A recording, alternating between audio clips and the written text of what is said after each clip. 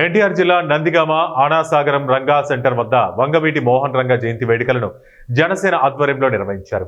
ఈ సందర్భంగా జనసేన నాయకులు మాట్లాడుతూ వంగవీటి మోహన్ రంగా అతి తక్కువ కాలంలోనే ప్రజలకు చాలా దగ్గరయ్యారని, ఆయన చేసిన సేవలు ప్రజల గుండెల్లో చిరస్థాయిగా నిలిచిపోయారన్నారు. అదేవిధంగా అనాసాగరంలో వంగవీటి మోహన్ రంగా విగ్రహాన్ని గ్రామ యువత పునరుద్ధీకరణ చేసి జయంతి వేడుకలు నిర్వహించారు. రంగా గారి 78వ జయంతి సందర్భంగా అనాసాగరంలో చాలా గొప్పగా సెలబ్రేట్ చేశామండి. ఫస్ట్ వంగవీటి మోహన్ రంగా గారు అంటే ఒక కులానికి మతానికి చెందిన వ్యక్తి కాదండి. రంగా గారు అంటే పేదల వారి తల్లిది.